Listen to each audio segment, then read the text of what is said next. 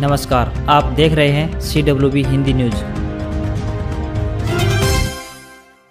विक्रम संवत 2077 शक संवत 1942 आज कार्तिक मास के कृष्ण पक्ष की पंचमी तिथि तदनुसार गुरुवार 5 नवंबर 2020 हम अपने दर्शकों का CWB हिंदी न्यूज पर स्वागत करते हैं।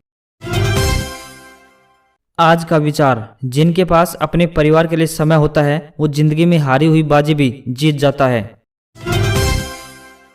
हरियाणा के मुख्यमंत्री मनोहर लाल ने खरीफ फसलों की खरीद में लगे अधिकारियों को निर्देश दिए हैं कि किसान को भुगतान 7 दिनों की निर्धारित अवधि में हर हाल में करना है। खरीद एजेंसी, आड़तियों व बैंकर्स की तरफ से भुगतान में किसी प्रकार का विलंब कतई बर्दाश्त नहीं किया जाएगा। जे फार्म व आई फार्म का मिलान खरीद प्रक्रिया का आंतरिक मामला है, उनका मिलान बाद में भी किया जा सकता है, परंतु किसान का भुगतान सबसे पहले होना जरूरी है। दिवाली से पहले कोई भी भुगतान लंबित नहीं रहना चाहिए। चौधरी चरण सिंह हरियाणा कृषि विश्वविद्यालय हिसार के BSc एग्रीकल्चर व मत्स्य के 4 वर्षीय कोर्स, BSc एग्रीकल्चर के 6 वर्षीय व होम साइंस के 4 वर्षीय कोर्स की 24 व 31 अक्टूबर 2020 को आयोजित प्रवेश परीक्षाओं के परिणाम 9 नवंबर को जारी किए जाएंगे।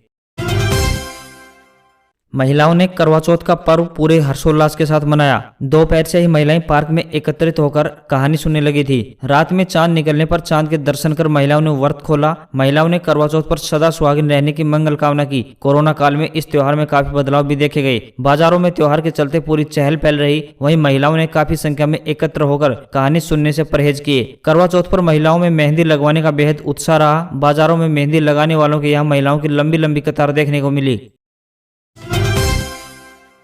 देश के 21 राज्य और केंद्र शासित राज्य में हर 10 लाख की आबादी में 90 से कम मौतें हो रही हैं। ये आंकड़े नेशनल एवरेज से भी कम हैं। इनमें उत्तर प्रदेश, मध्य प्रदेश, पश्चिम बंगाल, बिहार, राजस्थान जैसे कई बड़े राज्य भी शामिल हैं। बुधवार को केंद्रीय स्वास्थ्य मंत्रालय ने यह जानकारी दी। देश में अब तक 83,59,863 लोग संक्रमित पाए जा चुके हैं। इनमें 5,25,397 मरीजों का इलाज चल रहा है, जबकि 77,08,569 लोग ठीक हो चुके हैं। संक्रमण के चलते अब तक 1,24,267 लोग अपनी जान गंवा बैठे हैं।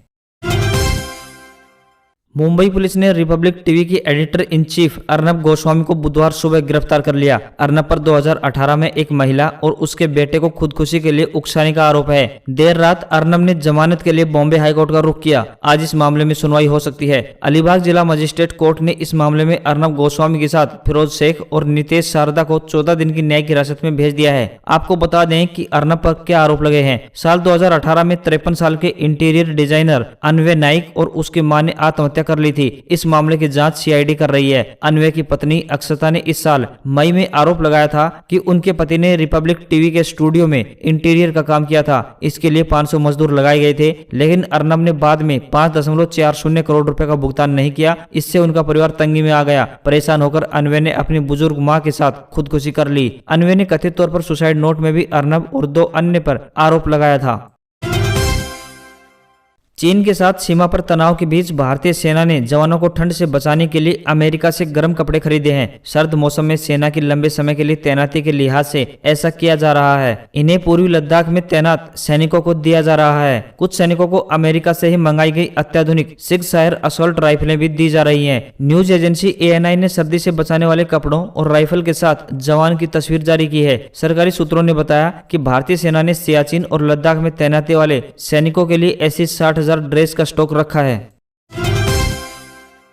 इंडियन एयरफोर्स को फ्रांस से 3 और राफेल फाइटर जेट मिल गए हैं। तीनों राफेल जेट ने फ्रांस से उड़ान भरने के बाद 7,364 किलोमीटर का सफर बिना रुके शाम 8:14 पर पूरा किया। सफर पूरा होने में 8 घंटे से ज्यादा समय लगा। इस बीच 3 बार मिड एयर रिफ्यूलिंग हुई। अंबाला एयरबेस पर तीनों को लैंड कराया गया। इंडियन एयरफोर्स ने ट्वीट करके इसकी जानकारी दी है। इनके आते ही भारत में राफेल की संख्या 8 हो गई है। अगले 2 साल में फ्रांस सभी 36 फाइटर जेट डिलीवर करेगा। भारत ने फ्रांस के साथ 2016 में 58,000 करोड़ रुपए में 36 राफेल फाइटर जेट की डील की थी। 36 में से 30 फाइटर जेट्स होंगे और 6 ट्रेनिंग एयरक्राफ्ट होंगे। ट्रेनर जेट्स 2 सीटर होंगे और इनमें भी फाइटर जेट्स जैसे सभी फीचर शामिल होंगे। ओडिशा के चांदीपुर में बुधवार को defence research and development organisation यानी डीआरडीओ ने पिनाका MKI रॉकेट के एडवांस वर्जन का सफल टेस्टिंग किया। टेस्टिंग के दौरान एक साथ 6 रॉकेट 45 किलोमीटर की दूरी तक दागे गई। प्रूफ एंड एक्सपेरिमेंट एस्टेब्लिशमेंट से इसकी टेस्टिंग हुई। एक अधिकारी के मुताबिक सभी रॉकेट के टेलीमेट्री रडार और इलेक्ट्रो ऑप्टिकल ट्रैकिंग सिस्टम जैसे रेंज इंस्ट्रूमेंट से ट्रैक किया गया। पिनाका MKI मौजूद पिनाका का लेटेस्ट वर्जन है। इसके जरिए 44 सेकंड में 45 किलोमीटर की दूरी तक एक साथ 12 रॉकेट दागे जा सकते हैं। सरकार तीनों सेनाओं के अफसरों से जुड़े 2 अहम प्रस्तावों पर विचार कर रही है। पहला यह है कि समय से पहले रिटायरमेंट लेने वाले अधिकारियों की पेंशन कम कर दी जाए। दूसरा यह है कि रिटायरमेंट की उम्र भी बढ़ा दी जाए। न्यूज एजेंसी ANI ने सूत्रों के हवाले से यह रिपोर्ट दी है। आर्मी, नेवी और एयरफोर्स के SR से जुड़े मामलों को देखने और कोऑर्डिनेशन के लिए बनाए गए डिपार्टमेंट ऑफ मिलिट्री अफेयर्स यानी DMA की तरफ से 29 अक्टूबर को एक लेटर जारी हुआ था। इसमें कहा गया है कि पेंशन और रिटायरमेंट से जुड़े नियमों में बदलाव के प्रस्ताव का ड्राफ्ट 10 नवंबर तक तैयार कर DMA के सेक्रेटरी जनरल बिपिन रावत को रिव्यू के लिए भेज दिया जाए। आर्मी में कर्नल, ब्रिगेडियर और मेजर जनरल रैंक के अधिकारियों की रिटायरमेंट की उम्र बढ़ाकर 57 साल, 58 साल और 59 साल कर दी जाए। नेवी और एयरफोर्स में भी यही फार्मूला लागू हो। अभी कर्नल, ब्रिगेडियर और मेजर जनरल रैंक के अफसरों के लिए रिटायरमेंट की उम्र क्रमशः 54 साल, 56 साल और 58 साल है। अक्षय कुमार की फिल्म लक्ष्मी का सॉन्ग बम बोले लोगों को काफी पसंद आ रहा है। अक्षय फिल्म में एक ट्रांसजेंडर का किरदार निभा रहे हैं और ट्रेलर में उनकी किरदार को अपनाने की क्षमता की काफी तारीफ की जा रही है। सॉन्ग बम बोले की खास बात यह है कि इसमें अक्षय ने शोक किन्नरों के साथ डांस किया है। इस गाने को गणेश आचार्य ने कोरियोग्राफ किया है। फिल्म का पहला गाना बुर्ज खलीफा भी काफी पसंद किया जा रहा है। इसमें वो एक्ट्रेस कियारा आडवाणी के साथ नजर आ रहे हैं। IPL में लीग राउंड के सभी मैच खेले जा चुके हैं। Mumbai Indians, Delhi Capitals, Sunrisers Hyderabad और रॉयल चैलेंजर्स बेंगलुरु ने प्लेऑफ में अपनी जगह बना ली है। दिल्ली और बेंगलुरु के पास अपना पहला खिताब जीतने का मौका होगा। वहीं मुंबई 5वीं और हैदराबाद तीसरी बार चैंपियन बनना चाहेगी। दुबई में खेले जाने वाले पहले क्वालिफायर में 5 नवंबर यानी आज मुंबई और दिल्ली की टीमें आमने सामने होंगी। 6 नवंबर को अबू धाबी में हैदराबाद और बेंगलुरु के बीच एलिमिनेटर खेला जाएगा। सेंसेक्स 355 अंकों की बढ़त के साथ बंद, रुपया 2 महीने के निचले स्तर पर पहुंचा। बाजार में IT और फार्मा शेयरों में रही खरीदारी। सोने की कीमतें 388 रुपए गिरकर 51,210 रुपए प्रति 10 ग्राम तक पहुंची, तो वहीं चांदी 1506 रुपए गिरकर 61,179 रुपए प्रति किलोग्राम हुई। PM नरेंद्र मोदी आज दुनिया भर के टॉप ग्लोबल इन्वेस्टर्स को करेंगे संबोधित। अंबानी से लेकर रतन टाटा तक होंगे शामिल। इसमें दुनिया भर के टॉप ग्लोबल इंस्टीट्यूशनल इन्वेस्टर यानी GII शामिल होंगे। समिट में कई निवेशक ऐसे भी होंगे जो पहली बार भारत सरकार के साथ जुड़ेंगे। वीडियो कॉन्फ्रेंस के जरिए होने वाली इस बैठक में अमेरिका, यूरोप, कनाडा जैसे देशों के टॉप 20 निवेशक कंपनियों के प्रमुख हिस्सा लेंगे। Virtual global investor round table summit में America, Europe, Canada, Korea, Japan, Middle East, Australia और सिंगापुर के global institutional investors PM Modi को सुनेंगे। आर्थिक मामलों के सचिव तरुण बजाज बताते हैं कि इस कार्यक्रम में रिलायंस इंडस्ट्रीज के चेयरमैन मुकेश अंबानी, HDFC के दीपक पारेख, सन फार्मा के दिलीप सांघवी, इन्फोसिस के नंदन नीलेकणी, टाटा ग्रुप के रतन टाटा और उदय कोटक जैसे दिग्गज उद्योगपति शामिल होंगे और अपना अनुभव भी साझा करेंगे। आधार कार्ड हमारे देश में एक बहुत अहम डॉक्यूमेंट है। ये पहचान पत्र के रूप में ज्यादातर जगह पर मांगा जाता है। पहले ये एक कागज का कार्ड होता था, लेकिन अब आधार कार्ड को पॉलीविनाइल क्लोराइड कार्ड यानी PVC पर रिप्रिंट कराया जा सकता है। यह कार्ड आपके ATM या डेबिट कार्ड की तरह आसानी से वॉलेट में आ जाएगा। UIDAI ने ट्वीट करके बताया कि अगर आपके पास आधार के साथ रजिस्टर्ड मोबाइल नंबर नहीं है तो भी आप इस नए PVC आधार कार्ड को ऑर्डर कर पाएंगे।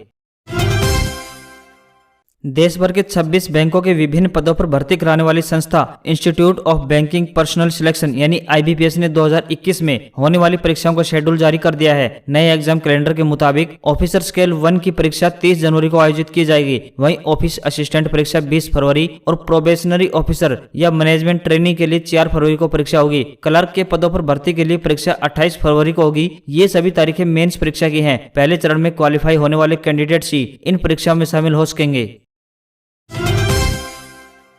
जैसे जैसे अमेरिकी राष्ट्रपति चुनाव के नतीजों को लेकर तस्वीर साफ हो रही है, वैसे वैसे वर्तमान राष्ट्रपति और रिपब्लिकन पार्टी के उम्मीदवार डोनाल्ड ट्रंप की धड़कनें तेज हो रही हैं। सामने आ रहे नतीजों को लेकर कई अमेरिकी मीडिया हाउस ने दावा किया है कि डेमोक्रेटिक राष्ट्रपति पद के उम्मीदवार जो बाइडेन व्हाइट हाउस के बेहद करीब पहुंच चुके हैं। इस बीच वोटों की गिनती पर सवाल खड़े कर चुकी ट्रंप टीम ने सुप्रीम कोर्ट तक पहुंच चुकी है। मीडिया रिपोर्ट से मिली जानकारी के मुताबिक अमेरिकी राष्ट्रपति चुनाव की लड़ाई अब कोर्ट तक पहुंच चुकी है।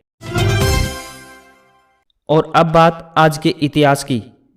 आज ही के दिन 1556 में हुए पानीपत के दूसरे युद्ध में मुगल शासक अकबर ने हेमू को हराया।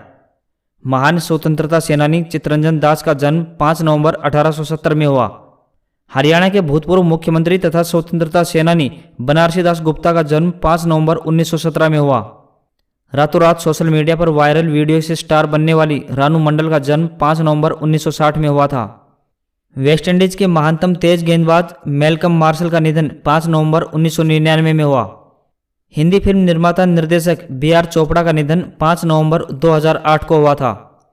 और अंत में भारत के ऐसे विलक्षण कलाकार भूपेन हजारिका का निधन 5 नवंबर सन 2011 को आज ही के दिन हुआ।